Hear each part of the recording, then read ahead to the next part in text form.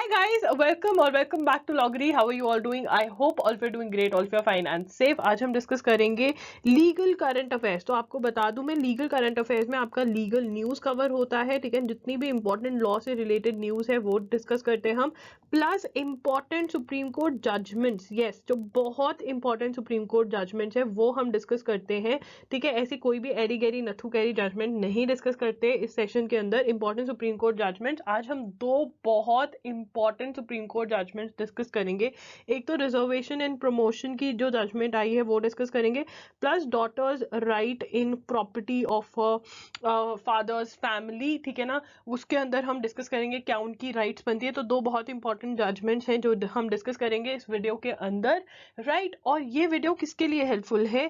CLAT LLM वालों के लिए, क्लैट एलएलबी वालों के लिए बहुत ज्यादा हेल्पफुल है, एलेट एलएलबी एलएलएम वालों के लिए बहुत ज्यादा हेल्पफुल है, ठीक है। दिल्ली यूनिवर्सिटी वाले बच्चों के लिए तो बहुत ज्यादा हेल्पफुल है, बिकॉज इंपॉर्टेंट जजमेंट्स और न्यूज आती है, एलेट एलएलबी में भी आती है, ठीक है। बीएचयू, एमएचसीटी, पंजाब यूनिवर्सिटी, स्लैट, जितने भी एग्जाम्स है, एनएलसैट, एनलैट, जितने भी एग्जाम्स हैं उनके लिए हेल्पफुल है। अगर आप एक लॉ स्टूडेंट है, आप एक लॉयर हैं जो अपडेटेड रहना चाहते हैं, जो चाहते हैं कि आपको लॉ के बारे में पता हो, अच्छी अंडरस्टैंडिंग हो, यहाँ पर हम बेयर प्रोविजंस उठाते हैं, उनको एनालाइज करते हैं, उनको समझते हैं, जिससे आपकी लॉ की अंडरस्टैंडिंग बढ़ती है। तो ये सबके लिए, आप आम आदमी हैं जो लॉ को समझना चाहते हैं, तो ये वीडियोस आपके लिए बहुत ज्यादा हेल्पफुल रहेंगी। पार्ट 1 पार्ट 2 मैं ऑलरेडी कर चुकी हूँ, यह है पार्ट 3। 2021 के जो सेशंस हैं वो लिंक आपको डिस्क्रिप्शन बॉक्स में मिल जाएगा। पार्ट 1 एंड पार्ट 2 के भी लिंक्स आपको डिस्क्रिप्शन बॉक्स में मिल जाएंगे। चलिए स्टार्ट करते हैं इस वीडियो के साथ। पर स्टार्ट करने से पहले चैनल को सब्सक्राइब कर देना, बेल बटन पे हिट कर देना, and guys please comment down below and tell me आपको ये वीडियोस कैसी लगती हैं। आपके कमेंट्स मैं पढ़ती हूँ, मुझे बहुत बहुत मोटिवेशन देते हैं कि मैं और वीडियोस क्रिएट करूँ। ये वीडियो के लिए बहुत मोटिवेशन चाहिए रहता है, बिकॉज आप देख रहे हो कितनी रिसर्च करनी पड़ती है, कितना बोलना पड़ता है, कितनी एडिटिंग करनी पड़ती है। तो इसलिए मुझे मोटिवेट करिए, आपके कमेंट्स मुझे मोटिवेट करेंगे। जितना आप लाइक करोगे इस वीडियो को उतना ही मैं मोटिवेट होंगी और जल्दी से सारे सेशंस अपलोड कर दूंगी। चलिए स्टार्ट करते हैं आज के सेशन के साथ। Yeah guys, welcome to Loggery. I hope you have subscribed to Loggery's YouTube channel and hit that bell notification so that you do not miss any of our videos.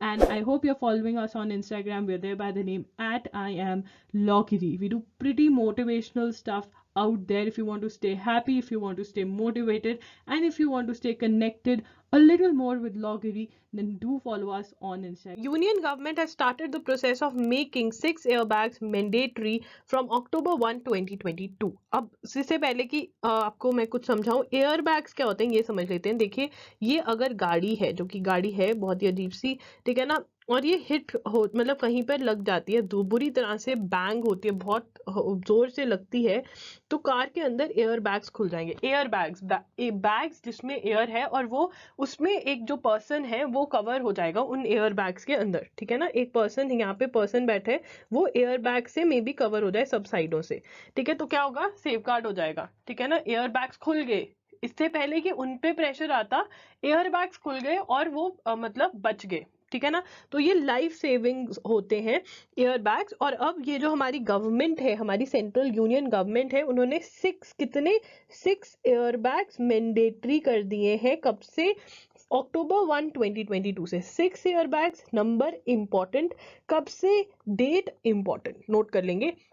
Airbags will be mandatory for all cars being sold in India, ठीक है ना। अगर आपको गाड़ी India में बेचनी है तो एयरबैग्स मैंडेटरी होंगे। इंडिया तो बहुत लेट है, अगर हम बाहर की गाड़ियां देखेंगे तो वहां पर उनकी गाड़ियां अप्रूव होती हैं अगर वो एक्सीडेंट के बाद, वो एक्सीडेंट करते हैं, आपने बहुत वीडियोस देखी होंगी, वो टेस्ट करते हैं जिसमें वो जोर से गाड़ी को, कुछ कोई नहीं बैठा होता उसमें, और वो दीवार में मारेंगे, किसी चीज में मारेंगे, और देखेंगे कि क्या वो गाड़ी बचा पाती है जो अंदर बैठ रहे हैं, ठीक है ना। यहाँ तक वो देखते हैं। तो यहाँ पे इंडिया में हम देखते हैं कि प्लास्टिक की बहुत गाड़ियां होती हैं जो थोड़ा सा भी अगर लग जाती है तो बिल्कुल ही कुछ नहीं बचता उनमें, राइट। तो जो स्ट्रॉन्ग गाड़ियां हैं वो ही मार्केट में वो लेकर आते हैं। बट अभी हमारे यहाँ बहुत अच्छा स्टार्ट हो रहा है कि हमारे यहाँ एयरबैग्स जो हैं वो मैंडेटरी करे जा रहे हैं, जो कि एक बहुत अच्छी चीज है। सो 6 एयरबैग्स मैंडेटरी होंगे।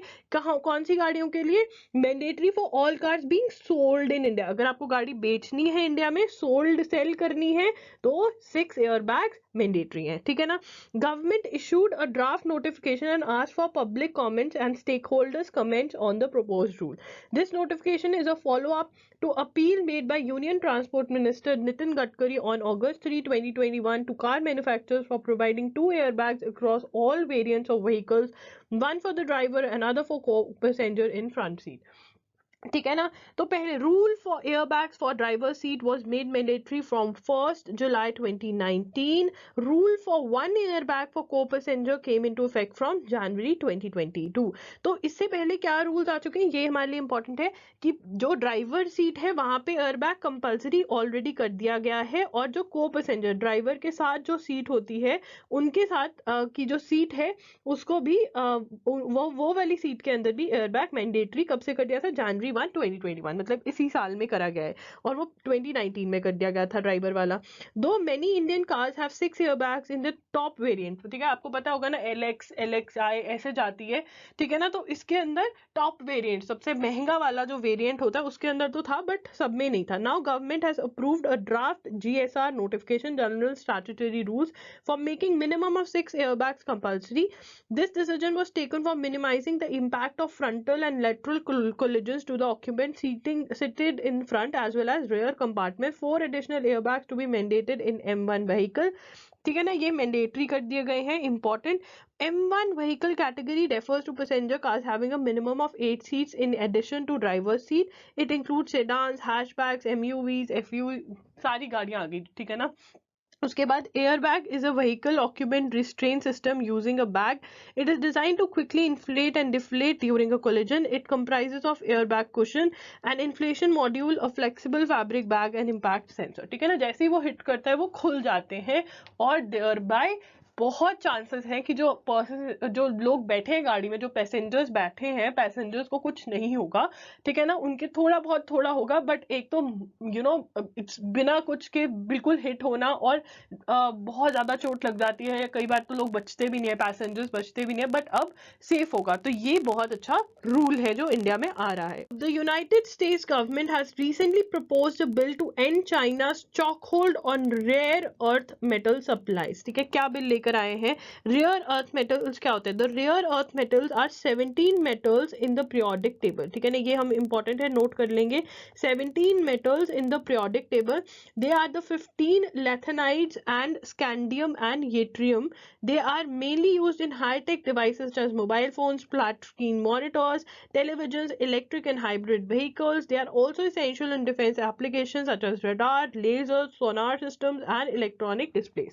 ठीक है ना, तो ये रेयर अर्थ जो मेटल्स है इसके ऊपर इनसे बहुत चीजें बनती हैं. ठीक है ना, और यूएस अपनी जो डिपेंडेंसी है वो चाइना के ऊपर से कम करना चाहता है. पढ़ लेते हैं.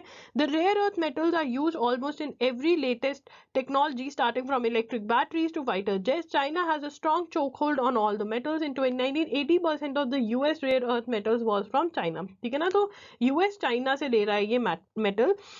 The bill aims to reduce Chinese dependency on rare earth metals. मतलब US अपनी dependency कम करना चाहता है चाइना पे इन rare earth metals के लिए.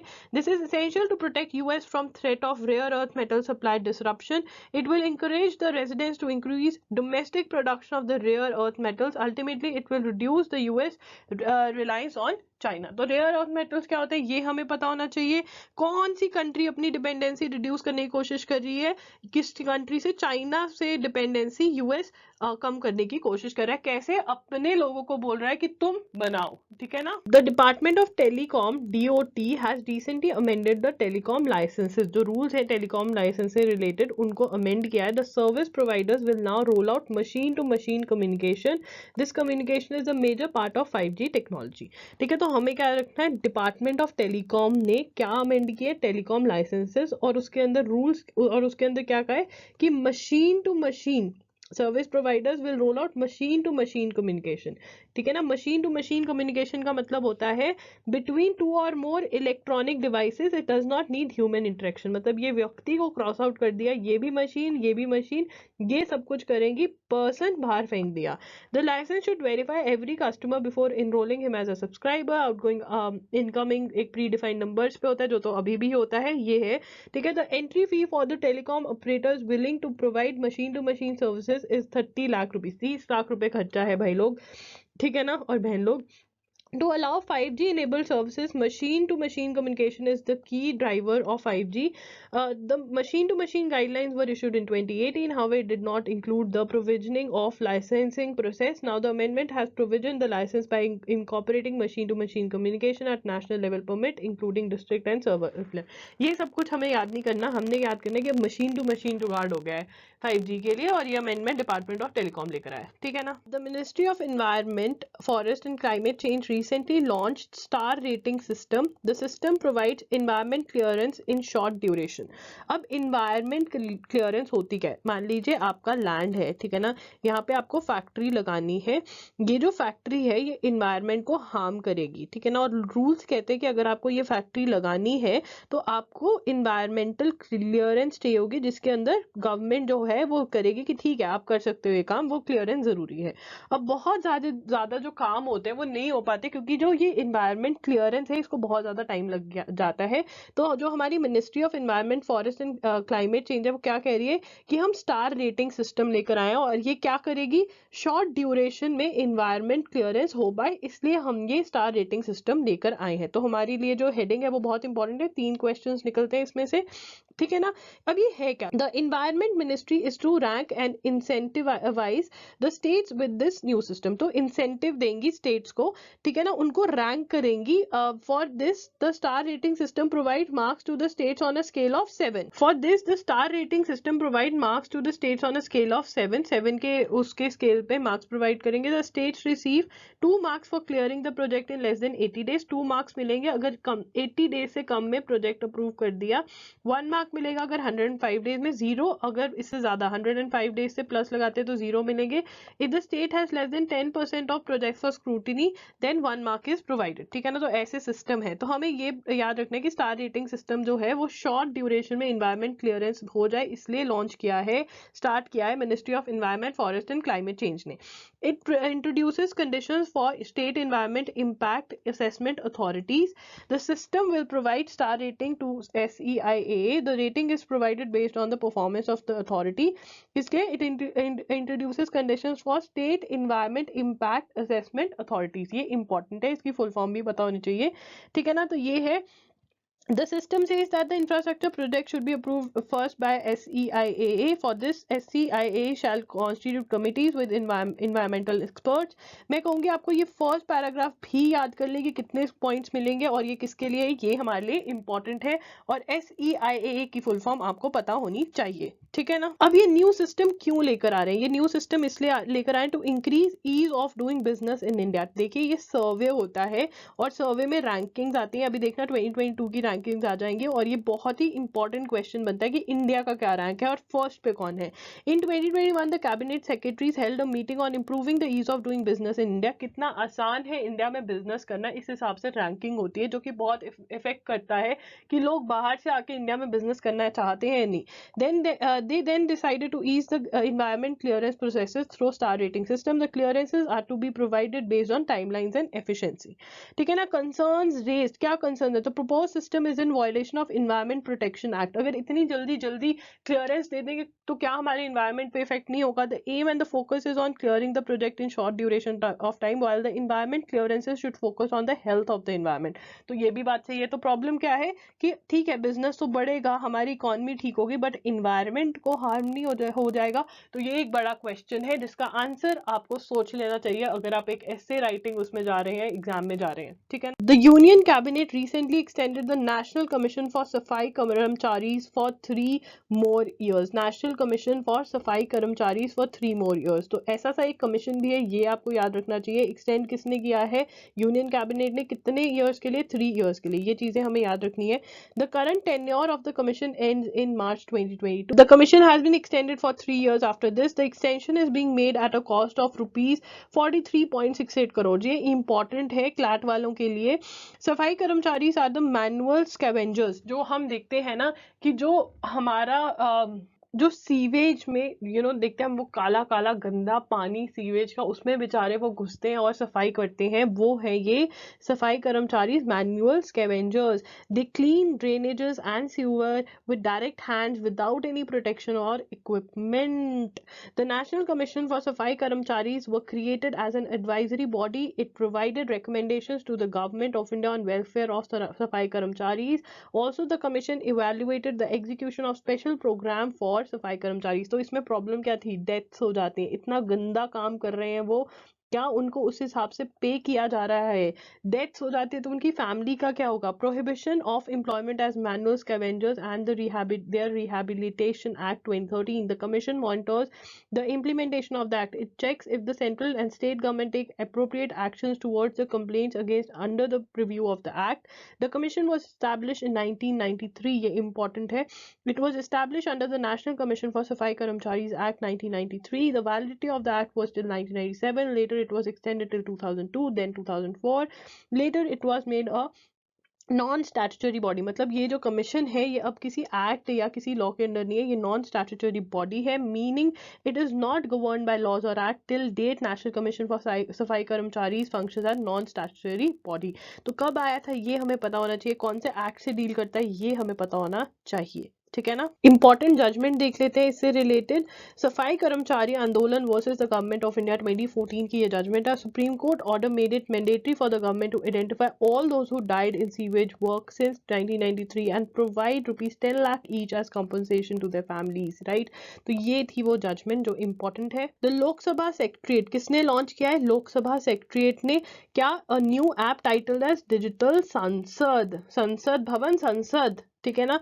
क्या नेम ऑफ द ऐप क्या है? ये इंपॉर्टेंट है। किसने लॉन्च किया? ये इंपॉर्टेंट है। ये क्या करता है ये पढ़ लेते हैं। द डिजिटल संसद app was launched. The digital Sansad app was launched to make it easier for people to follow proceedings in parliament and their lawmakers. Important है, सेम टू सेम नोट कर लेंगे, हेडिंग भी और ये point भी।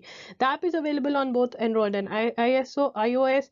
The app offers a 360-degree view of legislative activities and services for members. Apart from proceedings in the current house, app will help people in assessing archival data related to all Lok Sabhas. People would also be able to assess speeches, debates, etc. The app contains information on budget speeches since 1947 as well as house discussion from 12th Lok Sabha to 17th Lok Sabha. It will also contain live telecast of Sansad proceedings. 2022 budget session can also be watched live on this app. तो ये important है, ठीक है ना। ये सब कुछ हम देख सकते हैं। जो अगर आपको ज्यादा डिटेल में याद करना है तो ये पॉइंट याद कर लो, नहीं तो ऊपर वाले दो। The app will also help members of parliament to assess services like checking personal updates, house bulletins, status of their notices. MPs are barred from using laptops, अब पर ये app use कर सकते हैं। In future this app will help MPs to log in for attendance, give questions for the question hour, मतलब MPs के लिए useful रहेगा। Digital Sansad app, अब ये important है, ये सबको याद करना है। Digital Sansad app is the brainchild of Lok Sabha Speaker Om Birla. With this app he sought to make parliamentary proceedings more accessible to people. Important है, किसने सोचा इसके बारे में?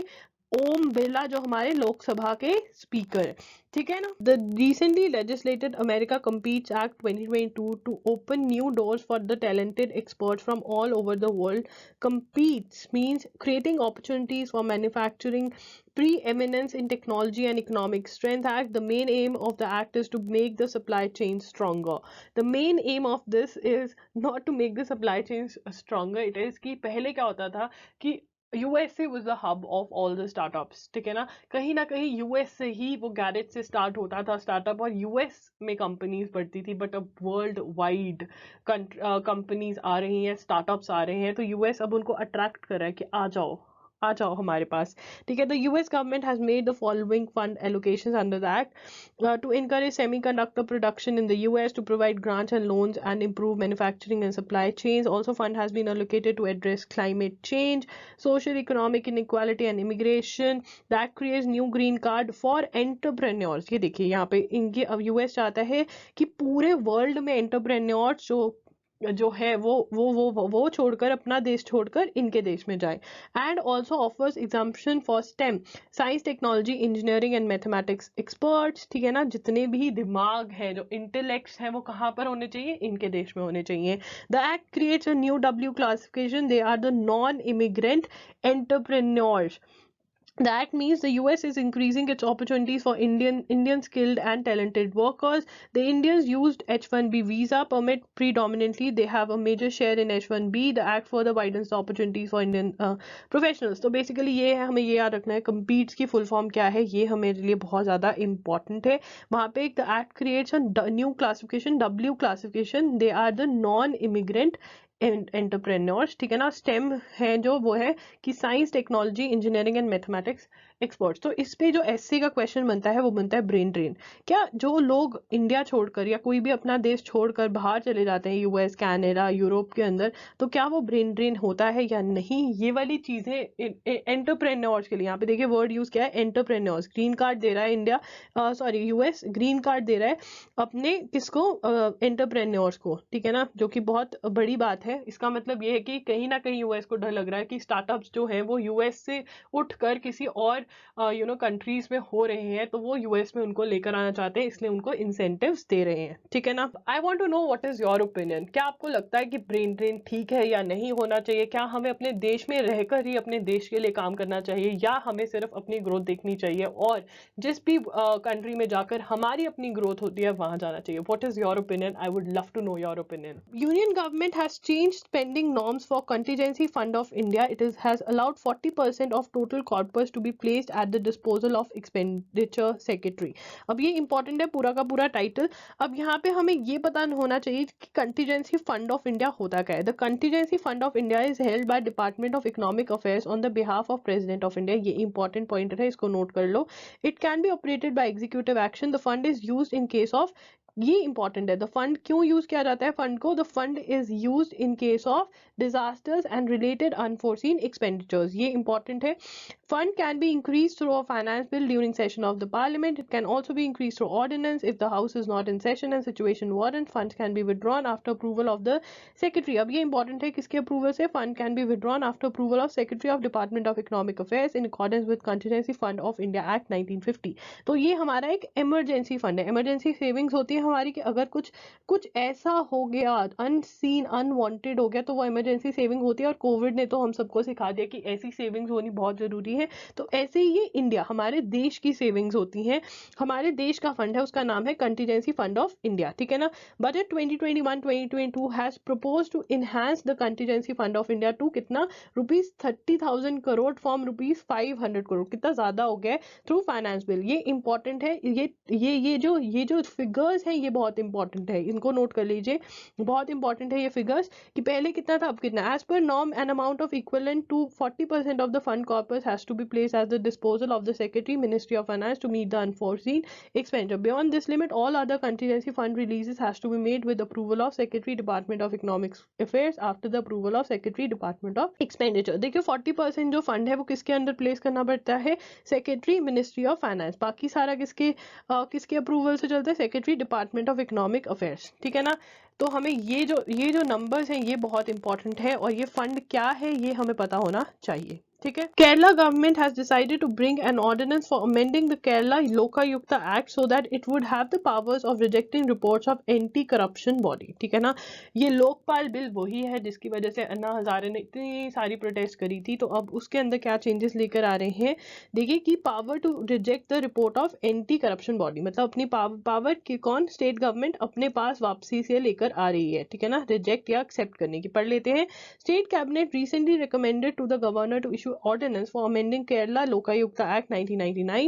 The amendment seeks to give power to the government for either accepting or rejecting the verdict of Lokayukta after providing an opportunity of being heard.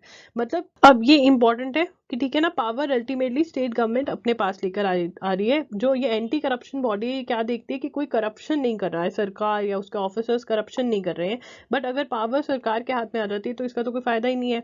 According to propose amendment, Lokayukta would have only the powers of making recommendations or sending reports to the government. तो let's Lokayukta बनाना चाहते हैं ये लोग. Lokayukta is the Indian Parliament ombudsman. Lokayukta is the Indian parliamentary ombudsman. He is executed into power power for each of the state governments in India. It is brought into effect through the Lokayukta Act. He is executed in power for each. ठीक है ना, ये important है, क्या है, parliamentary ombudsman. A person of reputable background is nominated. ठीक है, Maharashtra became the first state to introduce the institution of Lokayukta. तो Lokayukta is appointed by the governor of the state. ये important है, important question बनता है. He is appointed through nomination by its chief minister in consent with Chief Justice of State High Court, leaders of opposition in Legislative Assembly and Legislative Council, Chairman of Legislative Council and Speaker of Legislative Assembly. Retired Chief Justice or Judge or a retired Judge of the High Court is eligible. ठीक है, ये important है, ये तीनों ही pointers हमारे लिए बहुत ज़्यादा इंपॉर्टेंट है, नोट कर लीजिए. और कौन सी स्टेट चेंज कर लेकर आ रही है, क्या चेंज लेकर आ रही है, ये भी हमें पता होना चाहिए. ठीक है. SC refuses to give a yardstick for reservation in promotion. ठीक है ना, यार्डस्टिक की क्या रिक्वायरमेंट्स फुलफिल होनी चाहिए, क्या कंडीशंस होनी चाहिए कि गवर्नमेंट रिजर्वेशन दे सके प्रमोशंस में शेड्यूल ट्राइब को. पढ़ लेते हैं. Supreme court refuse to lay down the yardstick for determining the inadequacy of representation for granting reservation in promotions for schedule tribe candidates in government jobs. ये important है, इसको as it is note कर लेंगे. जो हमारे CLAT LLM वाले बच्चे हैं वो ये जजमेंट को पढ़ेंगे, बाकी सब यहीं पे समझ लो. जर्नैल सिंह वर्सेस लक्ष्मी नारायण गुप्ता, ये जजमेंट का नाम है. The court's judgment came in a batch of petitions from across the country seeking further clarity on the modalities for granting reservation and promotion. SC ruling cadre for collection data. ठीक है, it held cadre and not class group for the entire service as the unit for the purpose of collection of quantifiable data for giving promotion quotas. ये भी important है, इसको भी note कर लेंगे कि cadre में देखा जाएगा कि क्या शेड्यूल ट्राइब adequately represented है, ना कि क्लास ग्रुप या इंटायर सर्विस में. cadre क्या होता है, cadre मतलब एक पर्टिकुलर पोस्ट के लोग. ठीक है ना, अगर हम इंजीनियर्स में देखें तो एक्सीएन होते हैं, जेई होते हैं, SC होते हैं, चीफ इंजीनियर होते हैं. ठीक है ना, तो ये एक कैडर हो गया है. ठीक है ना, और ये इनका देखा जाएगा. जेई जो एक पोस्ट है, अगर आपको ये पोस्ट भी नहीं समझ आए, पोस्ट 1, पोस्ट 2, पोस्ट 3 है, तो उस पोस्ट पे जितने लोग हैं उनका पूरा मिलाकर एक कैडर बनता है. ठीक है ना, इतना समझ लो. और इसी के अंदर कैडर के अंदर देखा जाएगा कि क्या इंटायर सर्विस क्या देखा जाएगा for collection of quantifiable data for giving promotion quota. ये नोट कर लो, इंपॉर्टेंट है. The question of adequate representation of scheduled tribe ought to be left to the respective states to determine, and it cannot be laid down by the Supreme Court. ठीक है ना, respective states देखेंगी. Set aside the judgment of BK Pavitra case with the recognition of cadre as the unit for collection of quantifiable data. क्योंकि अब cadre के base पे data इकट्ठा होगा. The court set aside its earlier judgment in BK Pavitra case. Supreme Court held that the conclusion of this court approving the collection of data on the basis of groups and not cadres is contrary to the law laid down by Supreme Court in Nagaraj and Jarnail Singh judgment. The court held Nagaraj judgment would have prospective effect, मतलब आगे से effect होगा, और BK पवित्रा की जो judgement है वो overrule हो गई. ठीक है ना. The court stuck firm by the decisions of the constitution benches in Jarnail Singh and M. Nagaraj cases that the question of adequate representation of SC/ST communities ought to be left to the respective states to determine. ठीक है. In respect of the unit of collection of data वो हमने देख लिया कि अब cadre के basis पे होगा. ठीक है ना, ये हमने पढ़ लिया. अगर हम जजमेंट्स उठाएं, पुरानी जजमेंट्स उठाएं और थोड़ी सी पढ़ें तो ये है Indira Sawhney versus union of India. This court was of the opinion that article 16 sub article 4 of the constitution of India does not provide for reservation in the matter of promotions. ठीक है ना, क्या कहा था कि डज नॉट, कि promotions में reservation नहीं होनी चाहिए. ठीक है ना, प्रमोशंस में no reservation. It was clarified that the judgment shall have prospective operation and shall not affect the promotions already made, whether made on regular or any other basis. ठीक है ना, तो ये हेल्ड किया गया था कि हम प्रमोशंस में रिजर्वेशन नहीं होगी. अभी जितनी हो गई वो ठीक है, बट आगे से नहीं होगी. ये इंदिरा साहनी वाले केस में प्रोवाइड किया गया था. उसके बाद आई 77th अमेंडमेंट 1995 में, which came into force on so and so date.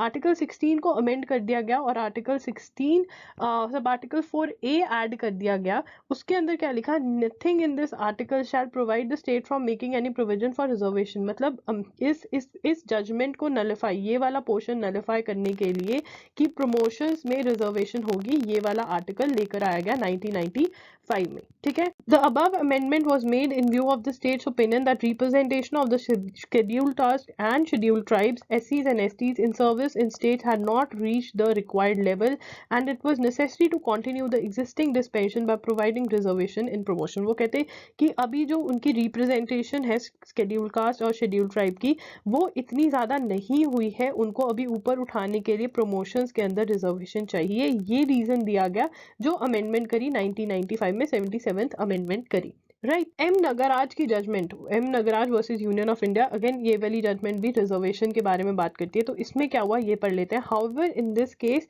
As stated the main issue concerns the extent of reservation. In this regard the concern state will have to show in each case the existence of the compelling reasons, namely backwardness, inadequacy of representation and overall administrative efficiency before making provision for reservation. तो ये वाली judgement थी. इसमें held किया गया था कि state को दिखाना होगा कि हाँ इन लोगों को जरूरत है.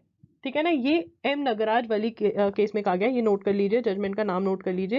As stated above the impugned provision is an enabling provision. The state is not bound to make reservation for SC/ST in matter of, मतलब ये बाय लॉ कंपल्सरी नहीं है कि प्रमोशंस में रिजर्वेशन होगी. स्टेट को प्रूव करना पड़ेगा कि हाँ इनको रिक्वायर्ड है SC/ST को, तभी वो दे सकते हैं. However if they wish to exercise their discretion and make such provision, the state has to collect quantifiable data showing backwardness of the class and inadequacy of representation of that class in public employment in addition to compliance of Article 335. तो ये state पे छोड़ दिया कि तुम decide करो. It is made clear that even if the state has compelling reasons as stated above, the state will have to see that its reservation provision does not lead to excessiveness so as to breach the ceiling of 50% से ज़्यादा reservation नहीं हो सकती. ठीक है ना. उसके बाद 2018 में बीच में बहुत सारी जजमेंट्स आई जो हमारे अभी वाले जो केस से है उससे रिलेटेड नहीं है, बट इसमें मेंशन करी गई हैं. तो बट हम इंपॉर्टेंट जजमेंट्स पढ़ रहे हैं. Jarnail Singh versus Lakshmi Narayan Gupta. Thus we conclude that the judgement in Nagaraj does not need to be prefer to 7 जज. तो ये आया था कि जो नगराज में बोला गया है उसको लार्जर बेंच को रेफर कर दो, लार्जर बेंच को रेफर कर देना चाहिए, एक बड़े बेंच को रेफर कर देना चाहिए. तो वो रिफ्यूज कर दिया. However the conclusion in Nagaraj that the state has to collect quantifiable data showing backwardness of the scheduled caste and scheduled tribe being contrary to the 9-judge bench in Indira Sahni is held to be invalid. मतलब ये नहीं कि quantifiable data collect नहीं करना है but उसके अंदर हम अगर पिछली स्लाइड में आप जाओगे थोड़ा सा तो उसमें और भी बहुत सारे रीजंस थे and one of the reasons is backwardness. तो बैकवर्डनेस पे नहीं आप कलेक्ट करोगे डाटा और सारे पैरामीटर्स पे करोगे. ठीक है ना. ये कहा गया जरनैल सिंह वर्सेस लक्ष्मी नारायण गुप्ता वाले केस में. ठीक है ना. तो क्वांटिफाइबल डाटा तो अब दोबारा वो कह दे कि आपको कलेक्ट करना ही पड़ेगा. ठीक है. और तुम्हें ही पैरामीटर्स डिसाइड करने पड़ेंगे. ठीक है. To understand the next judgment we have to understand certain terms. ठीक है. कोपार्शनली क्या होता है? Coparcenary is a narrow body of person within a joint family consist of father son son बना के देखते हैं. Like a joint family to begin with it consist of father and his male. यहाँ से it consists of father with his 3 male lineal descendants in its continuance. right. मतलब क्या हुआ? A mail है, B उसका बेटा, A का बेटा, B का बेटा, C का बेटा, D का भी बेटा, आगे E हो गया. बट वो को पार्शनली नहीं माना जाएगा. यहाँ तक ही A B C D, that is it consists of father and his 3 male lineal descendants. ये 3, ये फादर. ठीक है. ऐसा होता है coparcenary. The existence of the fathers and relationship is not necessary. Thus a coparcenary can consist of grandfather, grandson of brother, of uncle, nephew. मतलब अगर A का son B but B has died, right, then C, then D, then E. तो फिर क्या होगा? फिर A C D E यहाँ तक चली जाएगी क्योंकि 3 लीनियर डिसेंडेंट्स. B तो डेथ होगी B की. ठीक है ना. तो ऐसा भी हो सकता है. ठीक है ना. इंसिडेंट्स ऑफ कोपार्टनरशिप क्या होता है? Copartnership is the incidents of copartnership are the rights. क्या राइट्स हैं कोपार्टनर्स की? जो ये ABCD है ये कोपार्टनर है तो इनकी राइट्स क्या है? और copartner has an interest by birth in joint family property. By जन्म से उनका अधिकार होता है प्रॉपर्टी के अंदर तो अंटिल पार्टीशन टेक्स प्लेस. ठीक है ना. एक पूल है, बड़ा सा पूल है, उसके अंदर प्रॉपर्टी है. ठीक है ना. एसेट्स है उनके अंदर, प्रॉपर्टी है, और वो पूल के अंदर जैसे लोग ऐड होते जाते हैं तो उनको हिस्सा उसमें होता जाता है. बट अगर ये पूल डिवाइड हो गया तो खत्म. ठीक है ना. तो मतलब जिसको जो मिल गया फिर उसके बाद वो चलेगा अकॉर्डिंग टू देयर फैमिली. ठीक है. This is an unpredictable and fluctuating interest which may be enlarged by death and diminished by birth. अगर ज्यादा पैदा हो रहे हैं बच्चे तो वो कम कम होता जाएगा सबके हिस्सों में, डेथ ज्यादा हो रही है तो बढ़ता जाएगा. कोलेट्रल क्या होता है? Collateral heir is a successor of the property either by will or descent and distribution who is not directly descendant from the deceased but comes from a parallel line of the diseased family, such as a brother, sister, uncle, aunt, niece. Collateral मतलब चाचा, ताया, ठीक है ना. The proper मतलब who is not directly descendant from the deceased but comes from parallel lines of the deceased family. मतलब directly हो गया son, daughter, direct हो गए, ठीक है ना. But indirectly कौन हो गए? brother, sister, चाचा, ताया, ये सब. Died without a will. Intestate का मतलब क्या होता है? Who died without a will. ठीक है ना. तो इस जजमेंट को थोड़ा और डिटेल में पढ़ लेते हैं. सबसे पहले पढ़ लेते हैं कि क्वेश्चंस क्या उठाए गए, क्या क्वेश्चंस निकले, कि मतलब क्या डिसाइड करना है, जिनको इश्यूज भी बोल देते हैं हम. तो what is the nature of the property and what would be the course of succession if it is a separate property as opposed to undivided property. undivided property मतलब वही पूल का पार्ट है तो वो undivided है, divide हो गई है तो उसका क्या होगा, ठीक है ना. सेल्फ एक्वायर्ड प्रॉपर्टी हो सकती है या कोपासनरी या फैमिली प्रॉपर्टी अगर है, ठीक है ना. तो उसको कैसे कोर्स ऑफ सक्सेशन कैसे सक्सेड करेंगे उसको ये पूछा question. Whether a sole daughter could inherit her father separate property dying intestate. क्या एक अकेली डॉटर अपने पिता की प्रॉपर्टी इनहेरिट कर सकती है जब वो without will, he dies without will, क्या वो इनहेरिट कर सकती है? And if so what would be the order of succession after the death of such daughter. अगर ए की डॉटर बी है, ठीक है ना, ए को सारी प्रॉपर्टी जा भी रही है तो बी जो डॉटर है अगर उसकी डेथ हो जाती है तो फिर कौन ये प्रॉपर्टी सक्सीड करेगा, ठीक है. In the case at hand since the property in question was admittedly the self acquired property of Marappa Gounder despite the family being in state of jointness upon his death intestate, his sole surviving daughter Kuapi Ammal will inherit the same by inheritance and the property shall not devolve by survivorship. ठीक है ना. तो property कैसे हो गई? Inheritance से जाएगी, not survivorship. Survivorship अभी समझते हैं हम पूरा. Right of widow or daughter to inherit the self acquired property or share received in partition of a coparcenary property of a Hindu male dying intestate is well recognized not only under the old customary Hindu law but also by various judicial pronouncement, and thus our answer to question number 1 and 2 मतलब कौन acquire self acquired property भी daughter को ही जाएगी. तो 1 and 2 का if a property of a male Hindu dying intestate, ये हम नोट कर लेंगे. Property of male Hindu dying intestate. Intestate का मतलब थोड़ा और समझा दूं. मान लीजिए ये 3 घर है किसी के, ठीक है ना, 4 घर 1 लैंड. तो ए जो था मरने से पहले बोल गया कि ये वाला जो घर है जी ये मेरी सिस्टर को जाएगा, ये वाला मेरी डॉटर को, ये वाला डॉटर को, ये वाला मेरे ब्रदर को दे दो और ये वाला जो है ये ट्रस्ट को दे दो. वो विल अपनी लिख के गए हैं, अपनी विल. बट एक ए है वो मर गए पर वो ये नहीं बता के गए किसको क्या जाएगा, बट ये प्रॉपर्टी ए की है तो उसको क्या कहेंगे हम? ए डाइड व्हाट इंटी स्टेट, बिना अपनी स्टेट के डिस्ट्रीब्यूट करे वो मर गए, ठीक है ना. तो if a property of a male Hindu dying intestate is a self acquired property, खुद ली है वो प्रॉपर्टी, बाप दादा की प्रॉपर्टी नहीं है, उसको कहते हैं सेल्फ एक्वायर्ड प्रॉपर्टी. और obtained in partition of a coparcenary or a family property, the same would devolve by inheritance and not by survivorship, and a daughter of such a male Hindu कैसे होगी? Inheritance से चलेगा वो, ना कि survivorship से. अब क्या कह रहे हैं? And a daughter of such a male Hindu would be entitle to inherit such property in preference to other collaterals. मतलब ए की डॉटर है और ए की सिस्टर भी है, ए का ब्रदर भी है, किसको प्रेफरेंस मिलेगी? कौन लेके जाएगा प्रॉपर्टी? ए की डॉटर, ना कि कोलेट्रल्स, बाप चाचा ताई बुआ, ये नहीं. सबसे पहले किसका हक बनेगा? डॉटर का, ठीक है ना. अगर वो अकेली डॉटर है, अगर और बच्चा नहीं है तो डॉटर का हक है. ये नहीं कि क्योंकि वो डॉटर है वो प्रॉपर्टी वो नहीं लेके जा सकती, ऐसा नहीं है. तो सर्वाइवरशिप का कॉन्सेप्ट समझ लेते हैं कि बाय सर्वाइवरशिप क्या होता है, मतलब क्या होता है सर्वाइवरशिप का. देखिए मिताक्षरा लॉ, तो 2 टाइप के लॉज होते हैं, दयाभागा और मिताक्षरा, ठीक है ना. तो जो दयाभागा है वो कुछ एरियाज में दयाभागा चलता है, कुछ में मिताक्षरा. तो आज हम मिताक्षरा लॉ के बारे में पढ़ेंगे. Mitakshara law, the right in property is acquired by birth and the right is enjoyed by him during his life time, ठीक है ना. एक लैंड है प्रॉपर्टी, ये प्रॉपर्टी है, तो इसके अंदर ए है, ए का सन है बी का सन सी हो जाता है. तो ठीक है ना, पहले 2 लोग थे तो प्रॉपर्टी 2 में डिवाइडेड थी, फिर 3 हो गए तो 3 में डिवाइड हो गई, ठीक है ना. On the death of the coparcener the right of the property is not given to his wife और डॉटर. बी की वाइफ है ई, ठीक है ना, बी की डेथ हो जाती है, तो जो बी का शेयर है यहाँ पर, ये ए का शेयर, ये बी का शेयर, ये सी का शेयर, बी का शेयर जो है वो वापस से ए और सी में बटेगा, बी की वाइफ ई को नहीं जाएगा। No individual can claim the entire property as his own, the property is owned jointly by all the co-partners. On the death of the co-partner, his share of the property is devolved among surviving co-partners. Surviving co-partners के पास property चली जाती है, surviving co-partners के पास property चली जाती है। For example, if there is a father along with 2 sons, each member will have 1/3.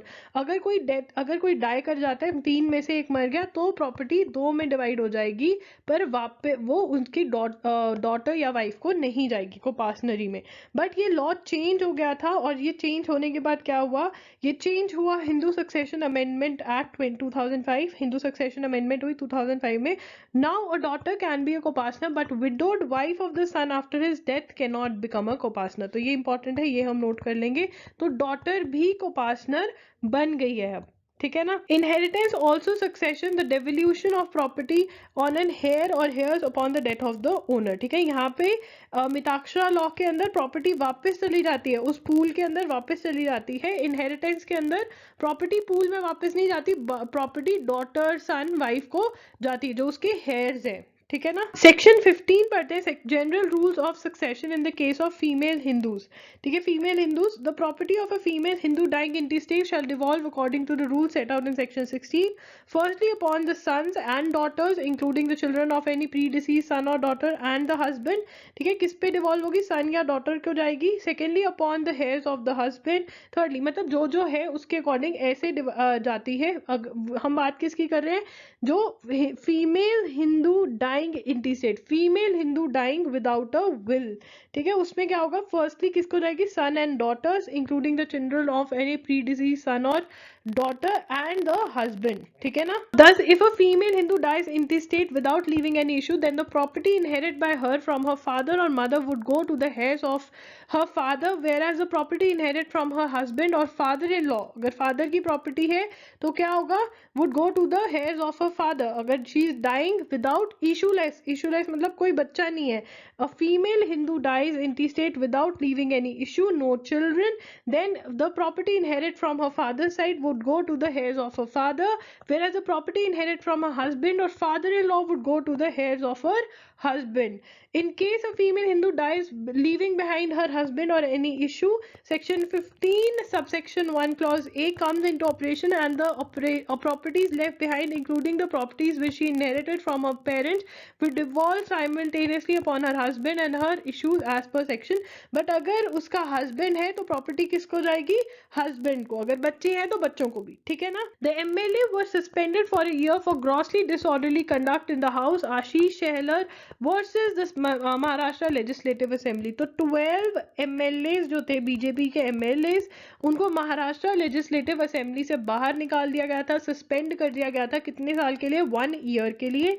ये जो सस्पेंशन थी ये चैलेंज हो गई सुप्रीम कोर्ट ने। A bench quashed the resolution of July 5, 2021 as unconstitutional and transgressing beyond the power of the assembly. वो कहते हैं कि ये अनकॉन्स्टिट्यूशनल है और असेंबली के पास पावर नहीं है कि वो अपने मेंबर्स को सस्पेंड कर सके, ठीक है ना। The court said that it was illegal to suspend a sitting legislator beyond the ongoing session. The suspension happened during the monsoon session in 2021। ये इंपॉर्टेंट है, ठीक है, ये भी पॉइंट आपका इंपॉर्टेंट है। फर्स्ट पॉइंट नोट कर लो, थर्ड नोट कर लो। A suspension beyond the remainder period of the ongoing session would not only be grossly irrational measure. तो बेसिकली जो ऑनगोइंग सेशन होता है, मान लीजिए क्या कि ये लोग मॉनसून सेशन में इनको बाहर निकाला गया, ठीक है ना, तो मॉनसून सेशन के लिए ही उनको सस्पेंड कर सकते हैं। जो अगला सेशन आ रहा है, विंटर सेशन या समर सेशन, उसके लिए वो नहीं सस्पेंड कर सकते। ये रूल है, ये उनकी पावर है। बट उन्होंने क्या किया, 1 ईयर के लिए सस्पेंड किया। तो सुप्रीम को कहते हैं 1 ईयर की तो पावर ही नहीं है बेटा तुम्हारे पास, कैसे कर रहे हो, सस्पेंड नहीं कर सकते, अनकॉन्स्टिट्यूशनल है। But also violative of the basic democratic values owing to unessential deprivation of the member concern and more importantly the constituency would remain unrepresented in the assembly. वो कहते हैं कि जो कॉन्स्टिट्यूएंसी है, अब जो MLA है वो किसी एरिया से आ रहा होगा ना, तो वो अनरिप्रेजेंटेड रहेगा 1 साल के लिए फॉर 1 whole year, ठीक है, तो वो गलत है. The court held that such suspension would cripple the opposition's ability to effectively participate in the discussion debate in the house owing to the constant fear of its members being suspending for longer period. वो कहते हैं इससे तो फिर वो जो members हैं, MPs हैं, एमएलएज हैं, सॉरी, वो कुछ बोल ही नहीं पाएंगे क्योंकि उनको डर रहेगा कि हम सस्पेंड ना हो जाए, तो वो चुप रहेंगे. तो ये गलत है, ठीक है ना. जो जो सस्पेंडिंग मेंबर्स हैं वो कौन से, क्यों सस्पेंड किया था गवर्नमेंट ने, मिसबिहेविंग, उन्होंने मिसबिहेव किया with the presiding officer Bhaskar Jadhav in speakers chamber. The suspending members were so and so, please note the name, important है ये. The court said the resolution pass in July last year was not a case of mere procedural irregularity but as unconstitutional, grossly illegal, irrational.